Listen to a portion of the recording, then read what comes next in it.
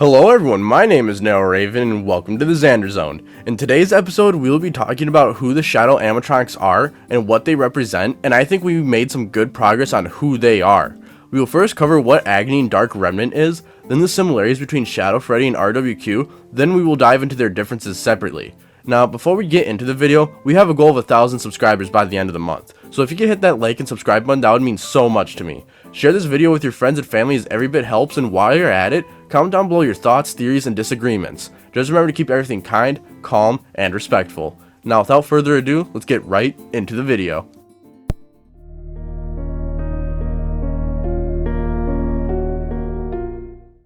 Okay, so before we actually get into the theory, I first have to explain what Agony and Dark Remnant is, then we'll get into what the Shadow Animatronics are and what they represent.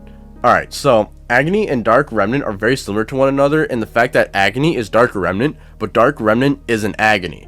Dark Remnant is something that has formed from negative emotions such as agony, sadness, hatred, and other negative emotions. However, Agony is typically the strongest form of Dark Remnant. So you're probably wondering, what is the difference between normal Remnant and Dark Remnant? Well, it's simple. Normal Remnant is basically the soul, but not quite. It's more the thing that binds the soul to something, whereas Dark Remnant seems to be its own thing, born of negative emotions, and can seem to infect other things like normal Remnant, or form into its own being, which I'll get into why in just a little bit. We don't know much about these forms of Remnant, however, that is what we know to my knowledge. So let's get into the similarities of Shadow Freddy and RWQ.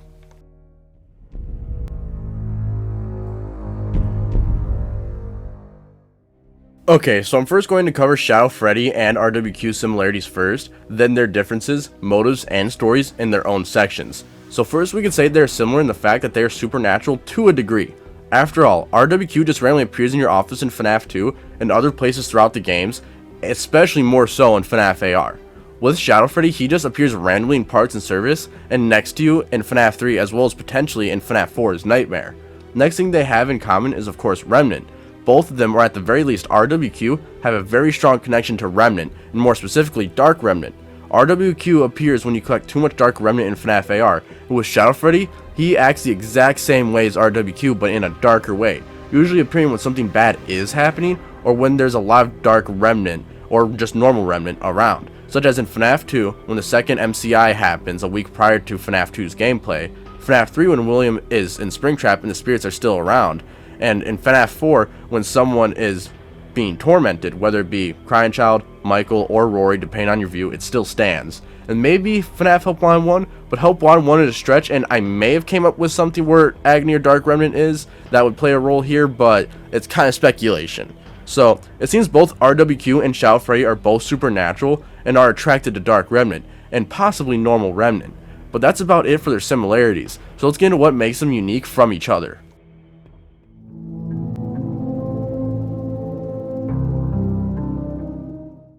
Okay, so RWQ, we actually know quite a lot compared to Shadow Freddy in terms of what it's doing, but not its history. First, let's get into how RWQ acts. RWQ is typically more friendly towards the player and the children in the games. We see RWQ doing this in FNAF 3 when RWQ gives one of the kids a cake, showing RWQ isn't evil, at least to children. We also see RWQ doing this possibly to prevent the collection of Dark Remnant in FNAF AR. I mean, it could be trying to stop the player from making more possessed robots, or form another shadow being, or for some other reason. RWQ also, in a way, is friendly to adults, considering when RWQ's in our office in FNAF 2, it doesn't really attack us, just stares us down and crashes our game. We don't even get a jump scare like Golden Freddy in FNAF 1 that would also result in crashing our game. We can also back up RWQ's friendliness through FNAF World. In FNAF World, all of RWQ's moves are all helping and friendly attacks except for haunting. The rest help the team in some way. So far we have been able to figure out how RWQ acts, but why? Well, I believe RWQ is meant to reflect how the missing children from FNAF 2 location feel and even act. The reason I believe this is because of the form RWQ takes, a Toy Bonnie look-alike, which represents the fact that it spawns from the FNAF 2 MCI. Though, I think the modes between RWQ and Shadow Freddy are different. Too much Dark Remnant does lead to them, however, RWQ seems more focused on helping the children move on than Shadow Freddy is, literally helping them move on in FNAF 3. However, we technically don't see RWQ past FNAF 2 when the toy animatronics are scrapped. We only see him as an action figure in FNAF 3, as well as in the wall in the minigames in FNAF 3, never as his normal self like in FNAF 2, until FNAF AR, which I think is supposed to represent too much Dark Remnant leads to the Shadow Animatronics, and specifically RWQ doesn't like it when someone starts to cause too much Dark Remnant to form, as it sees it as another tragedy happening. Though, what's going on with Shadow Freddy? Well, let's get into it.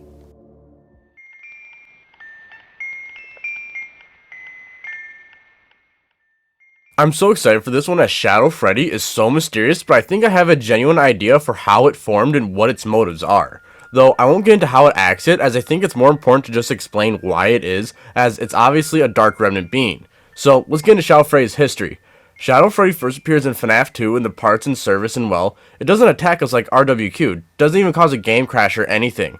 It appears again in FNAF 3, but the same thing here. It doesn't attack us, which is interesting, but seems to guide the MCI children to William. Nightmare in the game files of FNAF 4 is also called Shadow Freddy, and well, this is interesting. In this one, Nightmare Shadow Freddy from now on is very aggressive, and I think this alone paints a good story as to what it is and why it does what it does. So let's start with its actual history, not just its in-game history. I believe Shadow Freddy started to form from the Dark Remnant from Charlotte originally. However, it wasn't enough to actually form and do anything really. There was sadness and agony involved in the unaliving of Charlotte, but not enough to form for a long amount of time. So Shadow Freddy went looking for its next Dark Remnant meal, and it definitely found it. Shadow Freddy knows the crying child hated the animatronics and was constantly bullied by his brother Michael and his friends, which would cause a lot of sadness and possible hatred. Though, agony was missing from this equation, so it stalked the crying child, and this would explain that if it was Shadow Freddy's footprints in Midnight Motorist, why it was there, to stalk the crying child, and to try to bring the crying child to some agony-causing experience, and it worked. Wherever the crying child went to, William wasn't happy about it, and as punishment, William exposed the crying child to the FNAF 4 experiments. Now, before I continue, I promise there is a theory video coming on who the protagonist of FNAF 4 is, because it's more than what you're hearing right now, I promise. However, to continue, Shadow Freddy knew that this would cause a lot of Dark Remnant to be built up, and Shadow Freddy let this happen for a few nights until Shadow Freddy appeared himself as Nightmare to torment the crying child even more, either to build up agony a lot or to try himself as Nightmare to get the Dark Remnant, but it failed for the time being. Once Crying Child was unalived in the bite of 83, due to the bullying from Michael and his friends, Shadow Freddy was able to eat up all the Dark Remnant from the Crying Child. It was able to appear more and do more things, but not enough in its eyes, so it continued to stalk William. After all, it knew William unalived Charlotte and was depressed from Crying Child being unalived in the bite of 83, so it stalked William next, and William caused the 1985 MCI and Shadow Freddy ate good. This is what caused it to be able to form for longer amounts of time in FNAF 2. Though, why is it at the FNAF 2 location? Well, we know William was recently there the week prior to the gameplay, and as it wasn't able to eat the Dark Remnant as that Dark Remnant formed into RWQ, it knew that the odds of something that would spawn more Dark Remnant were high, so it stayed and stalked the Night Guard instead, and it paid off. The bite of 87 would have caused more Dark Remnant. Even though the guard survived the attack, it doesn't mean that the Dark Remnant didn't spawn as a result. Shadow Freddy surely was powerful enough, but it wanted more, so it stalked William again, and well, Shadow Freddy knew the amount of Dark Remnant in William would have been more than plenty, so it helped the 1985 MCI children to springlock William not out of kindness, but out of wanting William to give Shadow Freddy even more Dark Remnant. At this point, Shadow Freddy knew William is a Dark Remnant farm at this point, so it continued to follow. In FNAF 3, we see Shadow Freddy as William is there and the chances for Dark Remnant are high, especially since Michael is the one working. I knew that the chances for Dark Remnant were high for Michael. However, this waiting moment didn't pay off as Michael escaped the fire at the end of FNAF 3, and well, William can't feel agony anymore to spawn any Dark Remnant. We then never see Shadow Freddy again, oddly enough. We may see him in FNAF Help 101 in Freddy's repair level on hard mode, but that's a maybe, and even then, why would he be there in a digital game? Unless, remember Jeremy. What if Jeremy, the one that removed his Halloween mask and spilled ink everywhere, spawned more agony, and Shadow Freddy knew this, and now it knew that Glitch Trap was now its new farm of Dark Remnant. So when Shadow Freddy sees a live Dark Remnant, it's happy and sees it as an opportunity to get stronger. This theory explains why Shadow Freddy would be described in FNAF World as I will eat your soul, why it quote-unquote helps the 1985 MCI Springlock William, why it appears as Shadow Withered Golden Freddy, as it would have formed the most from the MCI than anything else, and its motivations. It also explains why Nightmare says I'm your wickedness made of flesh. It has literally eaten the Dark Remnant of every bad thing William has caused. I think we should expect to see him more soon if this is true.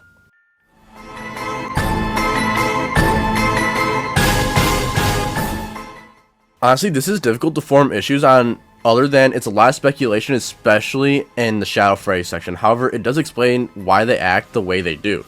They're focused on different things and have different motivations, though the evidence for why isn't really there yet for the time being. However, I think this explains a lot as to why RWQ is typically friendlier towards the player and Shadow Freddy is more hostile. The timeline makes sense for both of them, it's just why they do what they do is what's difficult to decipher, but I think I nailed Shadow Freddy down really well and RWQ a decent amount. Let me know what you think in the comments down below. However, let's get into my final thoughts.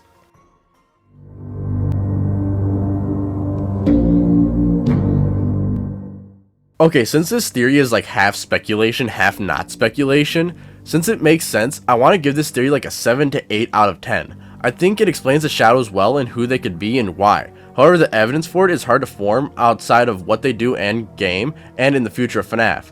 So I think we are onto something, but it's hard to make it super solid. I'd say we're in like the 70 to 80% range of the way there to figuring them out. Let me know what you think, any disagreements, or really anything in the comments. Just remember to keep it kind, calm, and respectful.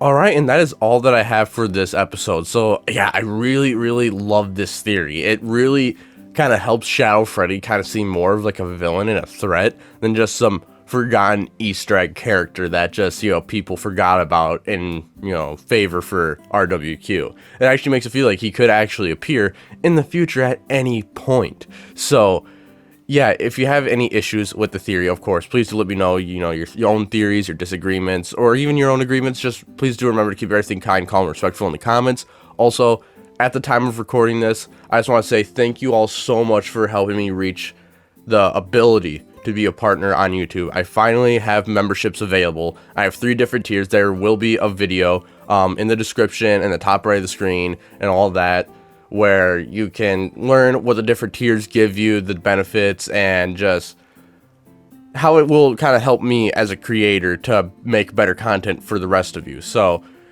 yeah, one more thing that I want to do is I want to thank everyone in my Discord server. It's been so much fun talking with all of you and being able to bounce theories off of everyone, and people being able to bounce theories off of me and everyone, and just the community we've built as a whole, just even outside of Discord and YouTube and Twitch, just the community we've built where we can just, talk about what we think is the story of FNAF and not be angry or hostile, just to be calm and everything and share our thoughts.